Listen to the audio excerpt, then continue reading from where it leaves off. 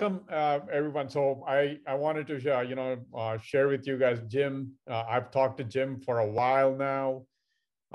He's built a great network organization for multifamily syndicators. But anyway, I'll let Jim introduce himself. Jim, please introduce yourself. What do you do and your kind of history and what are you doing now? Thanks, Raj. Yeah, I'm Jim Biggs. I currently reside in greater Chicagoland in the far western suburbs of Chicago, but I'm not a native. I was born and raised in Tennessee. And as many people know, I come from very humble beginnings. I grew up in foster homes and orphanages and never had great examples of how to be something more than who you are in life, and got lucky enough to have some influential people in my early years in high school and right after high school that really started to open my mind to the possibilities of being something more than just a poor hillbilly kid from Tennessee. And so I didn't necessarily immediately start off as an entrepreneur or really start following those paths, but my first real venture outside of high school was I joined the military. I joined the United States Air Force back in the 70s and was chosen during boot camp to be part of the special forces of the Air Force, if you will. We lovingly called the Walking Air Force. It's the survival instructor team. Today, most people would recognize it as SEER, where we teach all of the flight crew basic escape and evasion tactics if they're shot down behind enemy lines. Basically, to describe it in layman's terms, it was being a big Boy Scout. And I got to play in the woods most days and thought that was going to be my forever job. I was very comfortable and confident in that space. I grew up kind of outdoors and really loved everything about being outdoors and still enjoy that today. But I did get hurt during some maneuvers that we were having, and unfortunately that caused me not to be able to continue in that career path. And so when I got out, I went back home and went back to work for a company that I had worked for during high school. And that led to some of the very early beginnings of learning to come outside of my shell, if you will. I'm an introvert by nature, and most people don't believe that know me, but it's because I've been practicing for 40 years to be an extrovert. And that started very early in a sales career. And I went to work for a large sales organization that was an international sales organization, and worked for them for a couple of years, and then decided to open my own business. I was still in my early 20s. And that kind of launched an entrepreneurial career where I've owned several businesses over a period of about 30 years. And spent the last decade of my life actually doing something that I thought I never would do, which was work for the man and actually collect a paycheck and be a regular W-2 employee. And so we lived that experience for a while, but all throughout my life, I've had a repeating pattern of always going back to real estate. I love real estate, and it's always drawn me back. For some reason, I never really pursued the real estate entrepreneurial path because I kept being offered things that I thought were more immediate, that offered you more opportunity and more money in the moment. So it was always hard to walk away from those things. But I've also, as I've shared with you, I've had a lot of failures in my life. A lot of people like to call those learning lessons. Rod Cleef likes to call them seminars. But a lot of setbacks in my life. And each time I had a setback, I'd go running back to real estate. So I've had a lifelong interest, and I've been trying to curate as many properties and learn as much as I could. And so in doing that, I've had a lot of mentors. I've participated in a lot of training programs. I like to tell people that if I had all the money that I've spent on coaching and mentoring, that I'd be able to buy a pretty large apartment complex by myself just with that money. So, but that's me in a nutshell. Awesome. So now with that, all those lessons, well, basically that actually is coming useful, right? So now tell us, what you do right now that's actually going to help people, like you, maybe at the start of the career or start of real estate, multifamily real estate investing, that you created this impressive, program networking group. So could you tell a little bit about that and how you can help and who should connect to you and all that? Sure, I'd love to. So my primary goal for 2021 is to build the GOB network and to help create as many new apartment investors as I can. And so I have created the network to aid me in being able to create new apartment investors. And that came out of another failure, another setback. So very early in last year when COVID hit, I was in the middle of a large deal of my own. And the deal, for just to compress time, it fell out, it went south. And I lost a great deal of money in that deal, six-figure kind of money. And I was at an age, 62 at that time, where I really had to make a hard decision. Am I going to retire and go play golf 3 or 4 times a week? Or do I want to continue in this business? And honestly, I felt like I wasn't finished. I felt like there was still more to be done, more to accomplish. But at the same time, this was probably the biggest misstep in my life. I've had a lot of missteps in my life, but none as big as that one. And so those are the kind of things that'll take your breath away and cause you to take a step backward and say, okay, what just happened to me?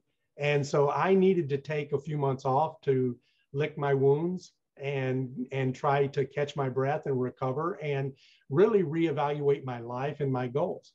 And so we decided to fly out to Hawaii, where my son had moved a few years earlier. And I had a grandson that was about to turn 2, and I hadn't seen him in a year. And I really needed all that free grandpa love that you get. They say the only thing that loves you more than a puppy is your grandson. And I needed that at that time. And so I flew out there to get my mind straight. And while I was there, the island was locked down. And after my quarantine was over, I was able to kind of move about the island freely. And I realized I was the only tourist on the island. And if you've ever been to Kauai, there's this thing they call the Grand Canyon of the Pacific. And I was able to go up there and sit atop these mountains and look out over this canyon. And it was really, really majestic. And I love to tell people that I'm a big believer in the miracle morning, but I'm the worst practitioner in the world. So I believe in the concepts, but one of the things I struggle with the most, to be honest with you, is meditating. And I don't know if it's just that I finally reached enough hard life lessons or my age, or if it was the majesty of that place.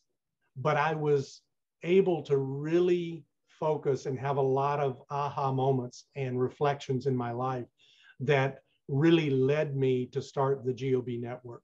And that platform is, in essence, it's everything that I've learned from every coach, every mentor, every guru that I have hired throughout my life. And I've had a lot of them over a 40-year time span. And also, I wanted to bring to it all of my life lessons from all of my business pursuits and all of those challenges, and see if I could meld those things together and put them in a package and present those to fellow investors that are trying to travel along the same path that I have and trying to get to that same place. And but I wanted to do it in a different way. And so we really wanted to not just recreate what's already out there. You don't need another mentoring platform, another coaching platform. There's dozens of them out there.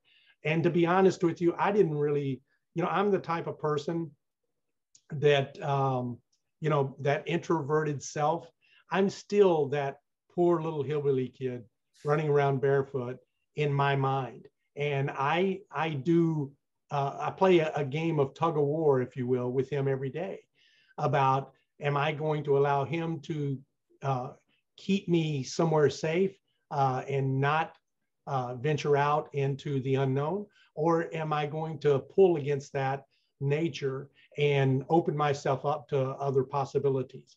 And so with that in mind, I'm the kind of person that thinks it's really arrogant of a person to believe they have all the answers. And I felt that it would be extremely arrogant of me to put myself out there as the coach, the mentor, the teacher that has all of the answers you're looking for. Because quite honestly, I don't. The older I get, the more I learn. What is that saying? The more you know, the more you know how little you know. Yeah, right. And I definitely feel that way. So I couldn't put myself out there that way. So I needed a different way of doing it. And so we borrowed. I felt that I needed to use a different business plan. And so we borrowed a business plan from the tech industry. And basically, the business we wanted to build of the GOB network is built on what I would say is a three-legged stool. And the first piece of that is I needed to beta test my ideas, which was there's a lot of reasons people try to become an investor and fail.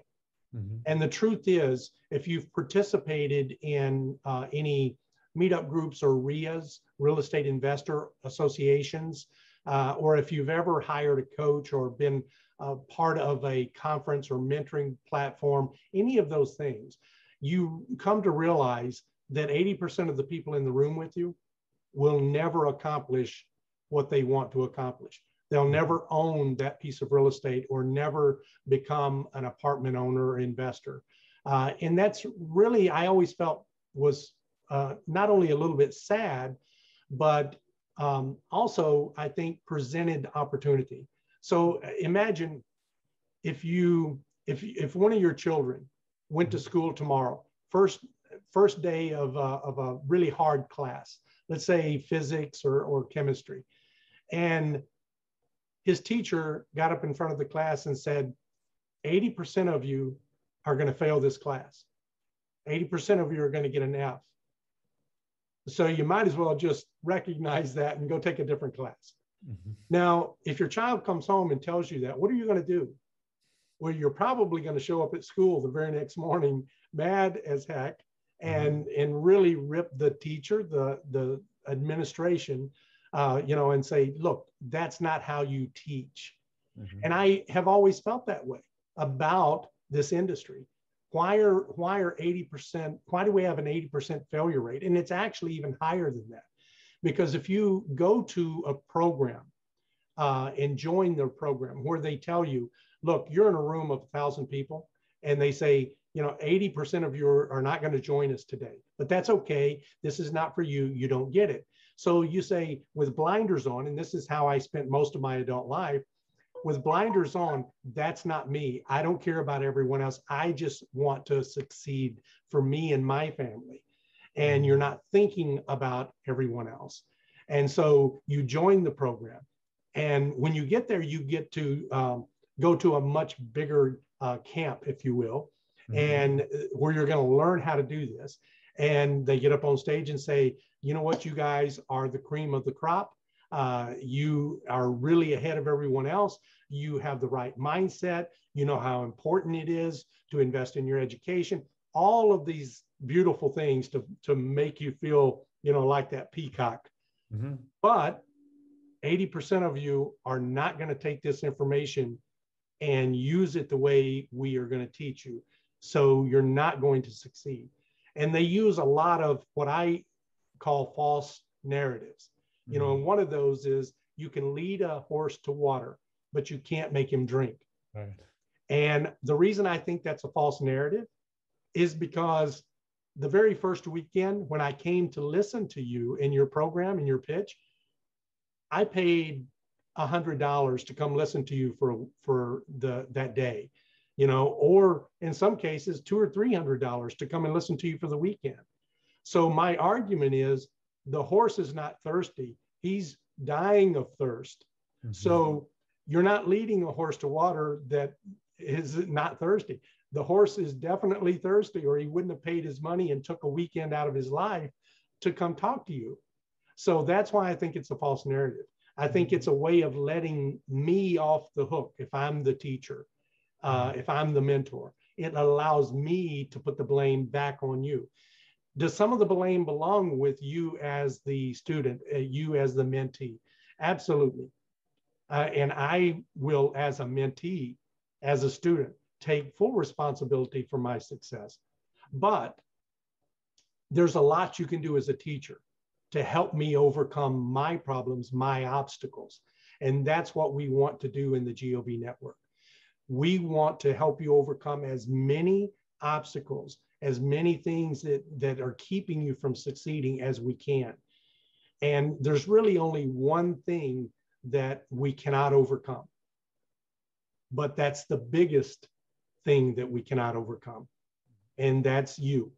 Right. So I've heard many people say there's only 6 inches between you and success. Right.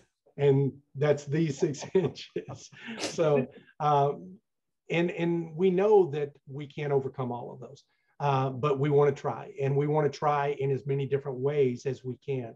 We want to put as many tools in the toolbox as we can to help people overcome those 6 inches. But before we get that far, mm-hmm. there's a lot of other reasons people fail in this business. You can get started in the business, and regardless of what we want to tell people about, you can do this with no money. You can do this. You don't have to be educated. You don't have to be the smartest tool in the shed. There's a lot of things we tell people that I personally think are false and setting people up for failure. But so that's how we're building the business. And because I don't want to be that smart guy, those 3 pieces that we're building on, one is we like to use Wikipedia as an example. Mm-hmm. So we want to be on our platform. Mm-hmm. We want to provide that Wikipedia level of knowledge mm-hmm. in one place. But more importantly than the knowledge, what makes Wikipedia a success is the idea, the concept. So it put World Book and Encyclopedia Britannica out of business because they had 27 volumes of information that was curated from maybe 100 different authors. Wikipedia has the largest repository of knowledge ever in the history of mankind. And how many authors do they have? Millions, if not billions, because anyone can be the author. Anyone can put an article onto Wikipedia. And that's its biggest advantage, but also its biggest potential fault, because anyone can put an article. It doesn't need to be accurate. It doesn't need to be smart. It doesn't need to be anything.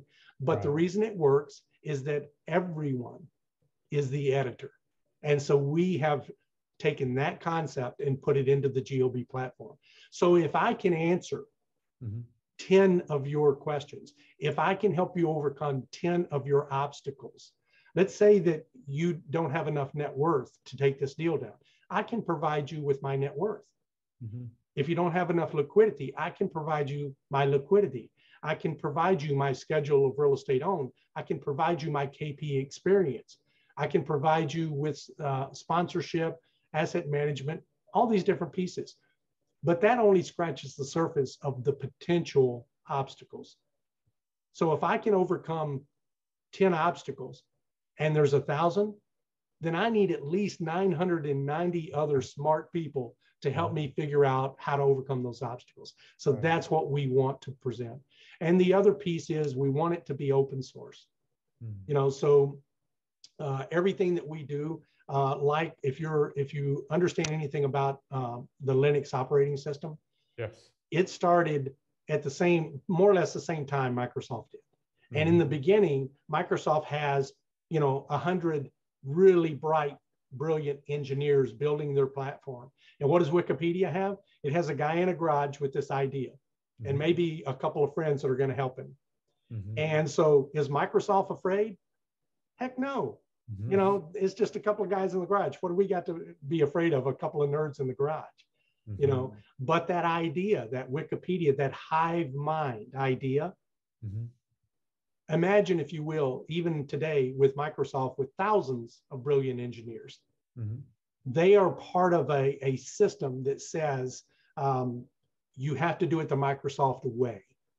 So you may be a brilliant engineer and have an idea that they just squash, that they say, that doesn't, no, you don't get it. That's not your assignment. We don't care how brilliant you think your idea is.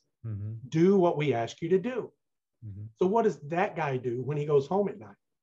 Well, he goes over here and gives that brilliant idea to Linux, the open source. And so 30 years later, Microsoft and Linux, now what people don't realize, Microsoft is the face of everything we see here in the United States, but it's not worldwide.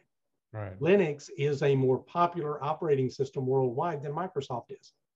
And the open source idea, those nerds in the garage that nobody was afraid of, over 50% of Microsoft's coding and platform, if you will, are open source. The same with Facebook, the same with most large tech organizations.